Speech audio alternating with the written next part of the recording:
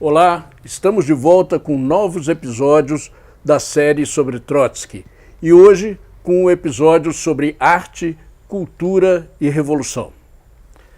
Trotsky sempre deu grande importância à questão da arte e da cultura.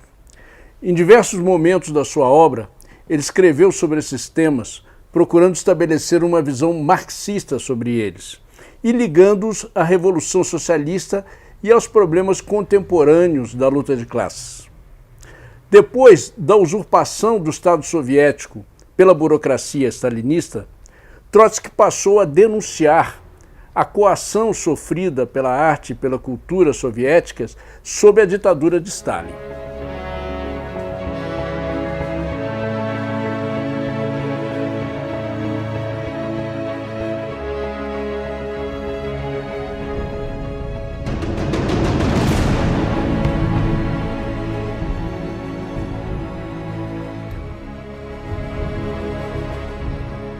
Desde a tomada do poder pelo Partido Bolchevique em outubro de 1917, houve uma explosão de criatividade artística impulsionada pela Revolução e apoiada pelo novo governo soviético. Surgiram vários grupos e correntes artísticas inovadoras. Por outro lado, correntes já existentes, como o futurismo russo, o suprematismo e o construtivismo, ganharam novo impulso. O desenvolvimento da arte foi intensamente apoiado pelo Comissariado do Povo da Educação, o Narkompros, na sua sigla em russo, que era dirigido por Anatoly Lunacharsky. Dentre as correntes existentes, o construtivismo foi possivelmente a mais influente nesse período. Grandes artistas como Rodchenko e Elysisti nas artes plásticas, Tatlin na escultura e na arquitetura, Sergei Eisenstein e Dziga Vertov no cinema, Meyerhold no teatro, foram artistas muito ligados ao construtivismo e que tiveram grande importância. Muitos desses artistas assumiram responsabilidades no Comissariado da Educação. Em 1920 foi criada uma instituição universitária, os Ateliês Superiores de Arte e Técnica, Vikutemas na sigla em russo, em que vários desses artistas colaboraram como professores. Eles defendiam que a arte deveria ser estreitamente vinculada à vida cotidiana e a toda a produção da sociedade. Por exemplo, na indústria, na arquitetura. O modelo do Vikutemas foi o inspirador da famosa escola Bauhaus na Alemanha e foi precursor das escolas de design. Mas também outros artistas consagrados, que tinham outras visões artísticas diferentes, como Kandinsky, Marc Chagall, Malevich, da escola suprematista, assumiram também vários postos no Comissariado da Educação.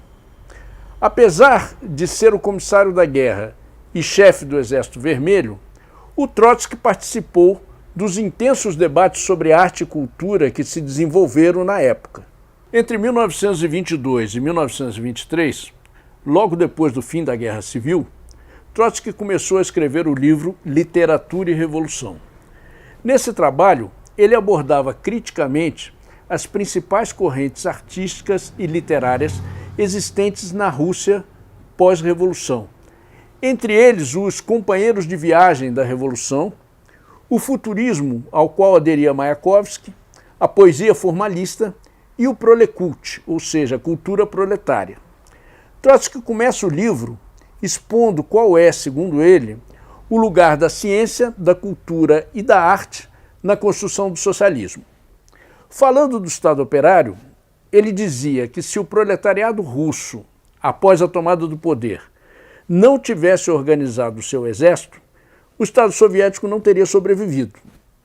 E, por outro lado, se o Estado operário não tivesse sido capaz de organizar a economia, garantir os bens vitais à população, o regime soviético também estaria condenado a desaparecer. Trotsky assinalava que a solução das questões elementares, alimentação, vestuário, habitação, educação básica para todos, de forma alguma significaria a vitória total do novo princípio histórico, isso é, do socialismo. Só o progresso do pensamento científico em escala nacional e o desenvolvimento de uma nova arte mostrariam que a semente histórica, ou seja, a Revolução Socialista, não só tinha germinado, como também florescido, segundo as suas palavras. Nesse sentido, o desenvolvimento da arte é a maior prova de vitalidade e da importância de cada época.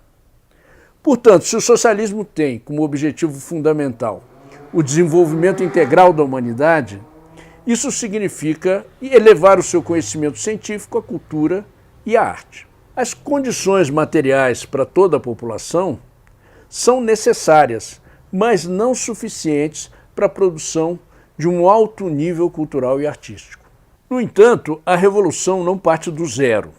Ao contrário, a construção do socialismo precisa incorporar todo o desenvolvimento científico, cultural e artístico da humanidade até os dias de hoje.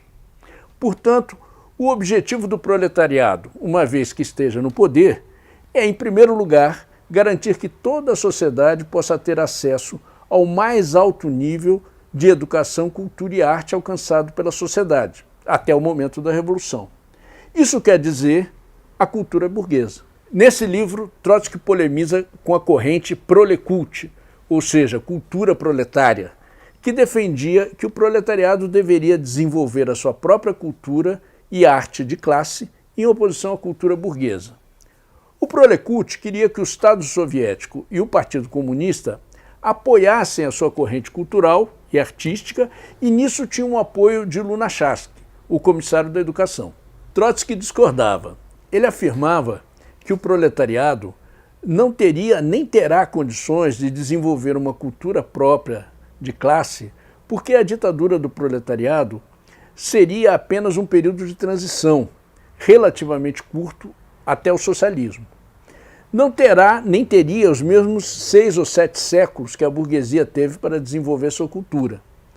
O proletariado só alcançará um alto nível cultural justamente quando comecem a desaparecer as classes, inclusive a classe operária, isso é, na sociedade socialista.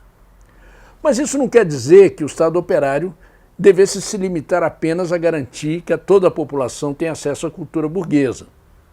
A Revolução também deve dar lugar a um período de rica produção artística e buscar a elevação da cultura. Além disso, para Trotsky, não seria o papel do Partido Revolucionário interferir na produção artística.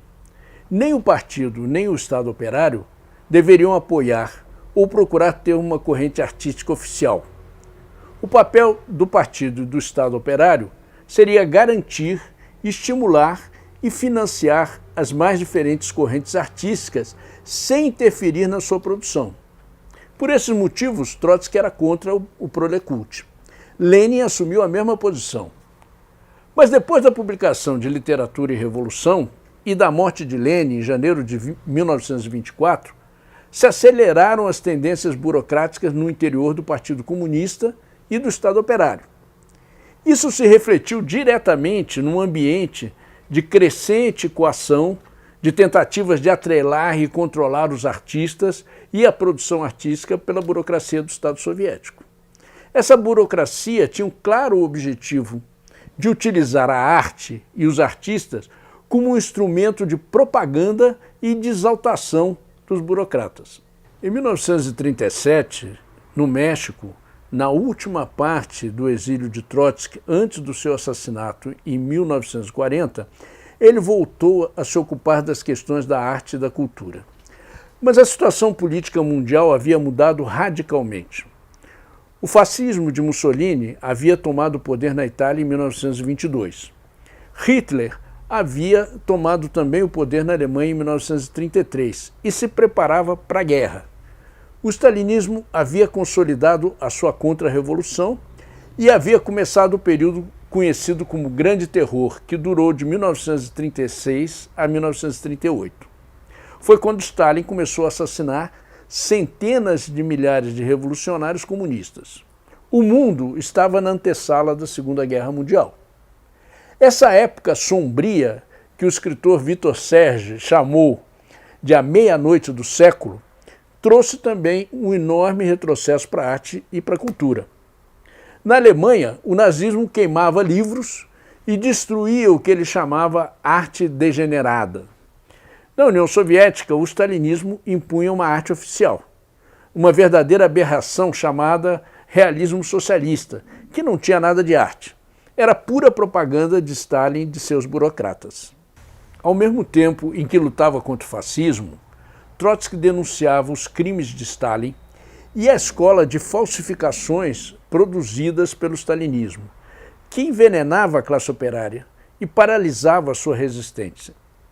Como parte dessa resistência, Trotsky estimulou também a luta por uma arte revolucionária.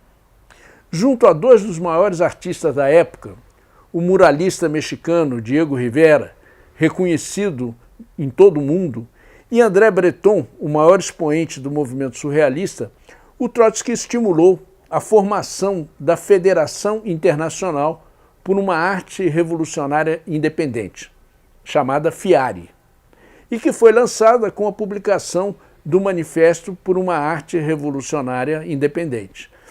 Esse texto original foi escrito por André Breton, contando com contribuições fundamentais de Trotsky. O manifesto denunciava que nunca a civilização humana esteve tão ameaçada por tantos perigos quanto hoje. Ele dizia: atualmente toda a civilização mundial vacila sob a ameaça das forças reacionárias armadas com toda a técnica moderna. Não temos somente em vista a guerra que se aproxima. Mesmo agora, em tempos de paz, a situação da ciência e da arte se tornou absolutamente intolerável. O fascismo hitlerista, depois de ter eliminado da Alemanha todos os artistas que expressaram, em alguma medida, o amor pela liberdade, obrigou os que se ficaram a se tornarem lacaios do regime e a celebrá-lo de encomenda. A mesma coisa aconteceu na União Soviética durante o período de furiosa reação que agora atingiu seu apogeu. Isso dizia o manifesto. Rejeitando toda essa monstruosa repressão contra os artistas independentes, o manifesto defendia a plena liberdade de manifestação artística e cultural. O manifesto rejeitava toda essa monstruosa repressão contra os artistas independentes e defendia a plena liberdade de manifestação artística e cultural. Vejam esse trecho, que é a parte fundamental dessa defesa. Em matéria de criação artística, importa essencialmente que a imaginação escape a qualquer coação.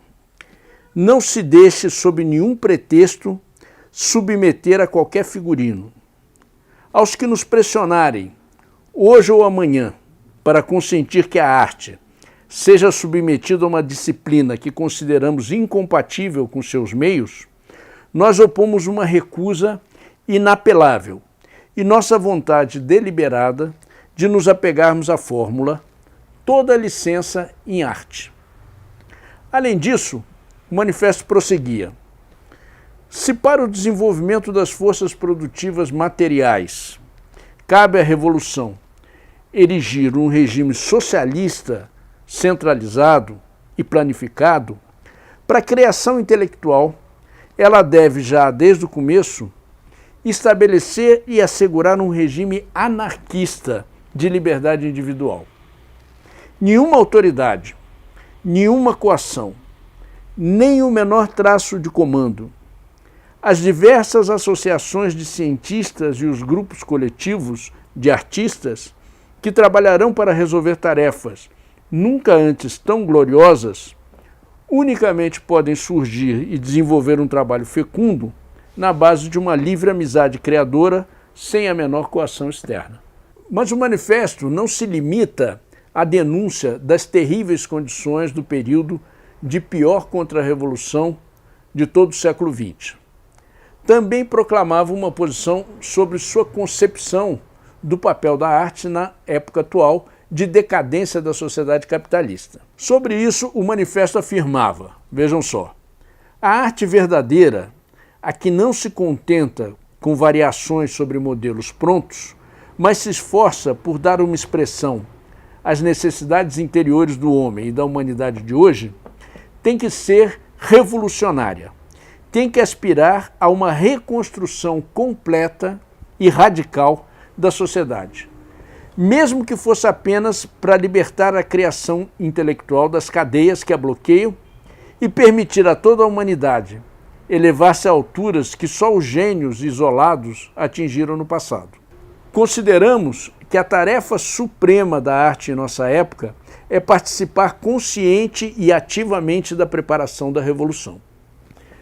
E, finalmente, o manifesto terminava com uma afirmação que tem muita atualidade nessa época, em que ressurgem a extrema-direita no Brasil e no mundo e que, do lado da esquerda, setores estão flertando com o stalinismo.